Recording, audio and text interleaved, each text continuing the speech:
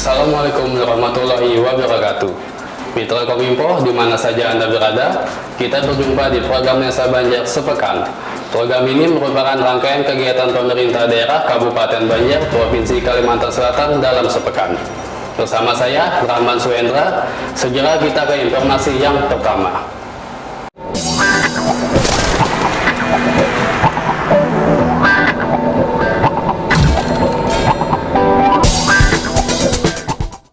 Mitra Kominfo, Wakil Bupati Banjar Habib Idrus Al-Habsyi lakukan sidak dalam rangka monitoring dan evaluasi harga bahan pokok dan harga barang penting lainnya di Pasar Bauntung Batuah Mertebur. Dari hasil monitoring di lapangan, secara umum harga sejumlah bahan pokok dan bahan penting lainnya masih stabil dan stok tersedia selama bulan puasa. Kemudian untuk Hari Raya Idul Fitri 1443 Hijriah, stok bahan pokok masih aman terkendali. Wakil Bupati Banjar Habib Idrus Al-Habsyi didampingi Asisten Bidang Perekonomian dan Pembangunan Ikhwansyah, Kepala Dinas Koperasi Usaha Mikro Perindustrian dan Perdagangan Igusti Made Suryawati, beserta tim pengendalian inflasi daerah melakukan inspeksi mendadak atau sidak dalam rangka monitoring dan evaluasi harga bahan pokok di Pasar Bauntung Batuah Martapura. Dari hasil monitoring di lapangan, Wakil Bupati Banjar menyampaikan secara umum harga sejumlah bahan pokok dan bahan penting lainnya masih stabil dan stok tersedia selama bulan puasa dan menjelang Hari Raya Idul Fitri masih aman terkendali. Hanya daging sapi, ayam potong, dan ikan asin yang mengalami kenaikan Rp5.000. Sedangkan minyak goreng masih di harga Rp24.000 per liter. Untuk bawang merah dan bawang putih mengalami penurunan. Assalamualaikum warahmatullahi wabarakatuh. Alhamdulillah pagi ini hari puasa yang kelima, atas nama Bangga Kabupaten Banjar mengucapkan dulu selamat menjalankan ibadah puasa. Mudah-mudahan ibadah kita diterima Allah Subhanahu wa Ta'ala. Alhamdulillah tadi kita bersama lengkap dari Kadis Perdagangan dan asisten dari Bank, ada Bank Indonesia. Maaf, alhamdulillah kita cek harga. Pada intinya persediaan kita sampai menjelang itu saja cukup. Ada kenaikan sedikit dari daging sapi, ada kenaikan 5.000. Kita cek tadi lawan kita bosnya lah yang pagi kan itu mendapat cerita pengiriman sapi dari Jawa itu dikurangi. Jadi di situ kenaikannya alhamdulillah. Juga ada penurunan dari bawang merah, biasanya 30 berapa tadi 24. Kalau saya itu ada dulu ayam ada kenaikan 1.000. Mudah-mudahan sampai Hari Raya Idul Fitri persediaan kita cukup. Mudah-mudahan pengiriman bisa lancar. Mudah-mudahan juga pedagang mudah-mudahan jangan menaikkan harganya. Kita himbau itu jadi sesuai berapa daya beli modal. Jangan terlalu banyak ujung. Kesian masyarakat. Kalau minyak lama tadi alhamdulillah untuk enceran sudah ada lah 14.000, cuma kalau yang kemasan masih 25.000 1 liternya. Jadi mudah-mudahan ke depannya minyak lama kita berdoa mudah-mudahan normal kembali. Dadi Esa Cipta, Deputi Direktur Kantor Perwakilan Bank Indonesia Provinsi Kalimantan Selatan, menanggapi kenaikan harga. Ia mengharapkan masyarakat bisa lebih bijak dalam berbelanja, sehingga bisa mengendalikan permintaan pasar dan diharapkan harga bisa kembali stabil. Salah satu tugas dari TPD itu adalah memastikan namanya 4K, keterjangkauan harga, ketersediaan pasokan, komunikasi efektif, dan kelancaran distribusi. Nah, kalau kita lihat dari ketersediaan pasokan tadi alhamdulillah sih untuk komoditas bapokting sebutnya, bahan pokok dan penting itu masih mencukupi.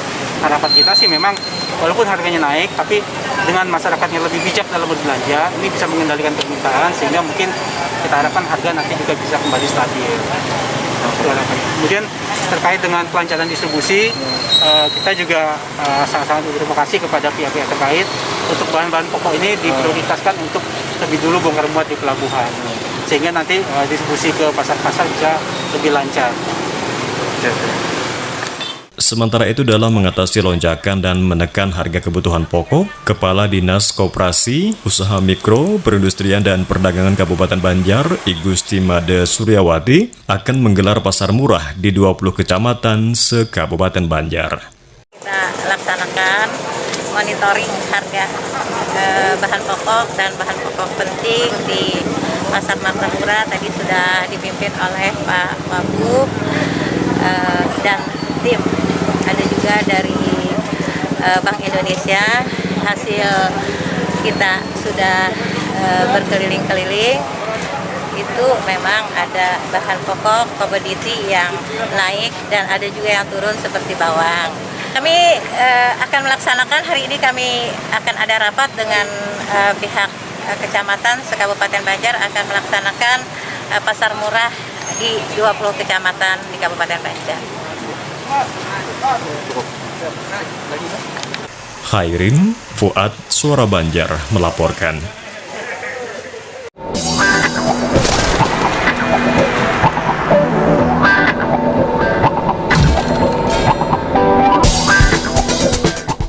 Mitra Kominfo, Gubernur Kalimantan Selatan Haji Sabiriner meninjau pelaksanaan vaksinasi bergerak di halaman kantor Kecamatan Gambut. Vaksinasi bergerak ini dimaksudkan sebagai ikhtiar bersama mewujudkan herd immunity rakyat Banua dari COVID-19, khususnya di Kabupaten Banjar. Adapun target pelaksanaan vaksinasi bergerak di Kabupaten Banjar sebanyak 5.000 orang. Gubernur Kalimantan Selatan Haji Sabiriner meninjau pelaksanaan vaksinasi bergerak di halaman kantor Kecamatan Gambut. Kedatangan orang nomor 1 di Kalimantan Selatan tersebut disambut Sekda Banjar Haji Muhammad Hilman beserta unsur Forkopimda Kabupaten Banjar, Camat Gambut, dan unsur Forkopimcam Kecamatan Gambut. Gubernur mengatakan vaksinasi bergerak ini dimaksudkan sebagai ikhtiar bersama untuk mewujudkan herd immunity rakyat Banua dari COVID-19 khususnya di Kabupaten Banjar. Ditambahkan Gubernur, sudah sepatutnya semua harus bersyukur masih diberikan kesempatan untuk hidup sehat dan terhindar dari COVID-19. Dan sebagai salah satu wujud syukur dimaksud adalah dengan cara melaksanakan suntik vaksin agar tidak membahayakan diri sendiri dan warga sekitar. Sementara itu, Sekda Banjar Haji Muhammad Hilman melaporkan capaian vaksinasi pertanggal 13 April 2022 untuk vaksin dosis 1 sebesar 87,88%, dosis 2 61,04%, dan vaksin dosis 3 atau booster sebesar 7,56%. Untuk kasus positif COVID-19 di Kabupaten Banjar, saat ini ada 10 orang, 7 orang diantaranya isolasi mandiri, dan 3 orang lainnya dirawat di rumah sakit. Hilman merincikan target pelaksanaan vaksinasi bergerak di Kabupaten Banjar sebanyak 5.000 orang, dengan rincian di Kecamatan Gambut 1.000 orang, Kertakanyar 1.000 orang, Sungai Tabuk 1.000 orang, Martapura Barat 500 orang, Astambul 1.100 orang, dan Kecamatan Sambung Makmur 400 orang. Dalam kesempatan tersebut, Gubernur juga menyerahkan bantuan hibah keagamaan bagi tempat ibadah, paket sembako bagi warga yang telah melaksanakan vaksin, serta bantuan tambahan makanan bagi ibu hamil dan balita. Tim Liputan Suara Banjar melaporkan. Tambahan makanan bagi ibu hamil dan balita.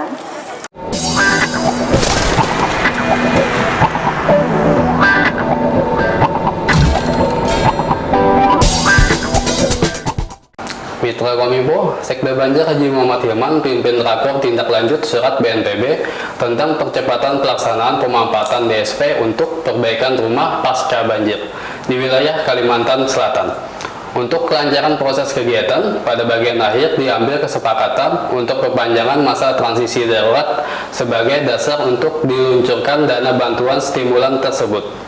Sekda Banjar Haji Muhammad Hilman pimpin rapat koordinasi tindak lanjut surat BNPB tentang percepatan pelaksanaan pemanfaatan DSP untuk perbaikan rumah pasca banjir di wilayah Kalimantan Selatan. Rakor ini digelar di Aula Barakat Martapura.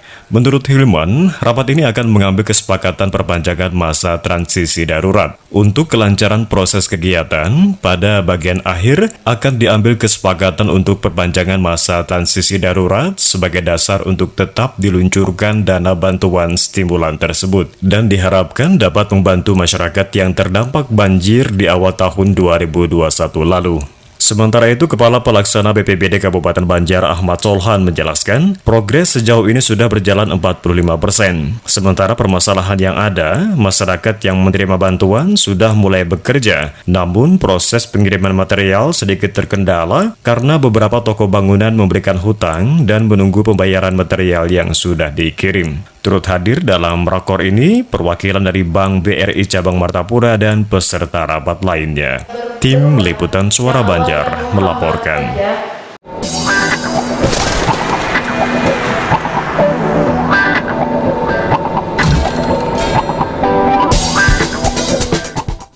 Mitra Kominfo, Dinas Sosial Pemberdayaan Perempuan, Perlindungan Anak, Pengendalian Penduduk dan Keluarga Berencana Kabupaten Banjar menggelar rapat koordinasi Pusat Pembelajaran Keluarga atau Puspaga. Puspaga memiliki tujuan sebagai unit layanan terpadu satu pintu atau one-stop service terkait masalah keluarga dan anak, serta mengintegrasikan layanan keluarga. Dinas Sosial Pemberdayaan Perempuan, Perlindungan Anak, Pengendalian Penduduk dan Keluarga Berencana Kabupaten Banjar menggelar rapat koordinasi Pusat Pembelajaran Keluarga atau Puspaga di aula kantornya. Puspaga memiliki tujuan sebagai unit layanan terpadu satu pintu atau one-stop service terkait masalah keluarga dan anak, serta mengintegrasikan layanan keluarga. Selain itu, Puspaga juga dalam rangka memperlancar pelaksanaan program kualitas hidup perempuan dan kesetaraan gender, serta memfasilitasi permasalahan keluarga dan juga tempat untuk konsultasi. Kepala Dinas Sosial P3AP2KB Kabupaten Banjar, Haja Siti Hamidah mengatakan, Puspaga adalah bentuk pelayanan pencegahan di bawah koordinator Dinas Sosial dan P3AP2KB sebagai wujud kepedulian negara dalam meningkatkan kehidupan keluarga melalui program pendidikan. Sementara itu, Asisten Pemerintahan dan Kesra Haji Masruri menambahkan, adanya Puspaga ini untuk meningkatkan kemampuan partisipasi anak dalam keluarga.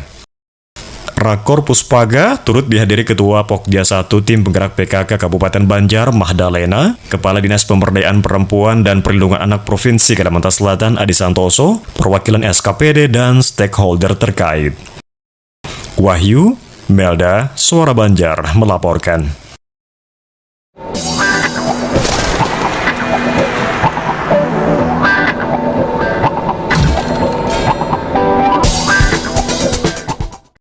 Mitra Kominfo, demikian program Lensa Banjar Sepekan untuk edisi hari ini. Tidak lupa kami imbau untuk selalu menerapkan 3M, memakai masker, menjaga jarak, dan mencuci tangan dengan sabun di air yang mengalir. Mewakili kerabat kerja yang bertugas, saya, Rahman Soendra, mengucapkan terima kasih atas perhatian Anda. Selamat menunaikan ibadah puasa Ramadan 1443 Hijriah. Wassalamualaikum warahmatullahi wabarakatuh. Sampai jumpa.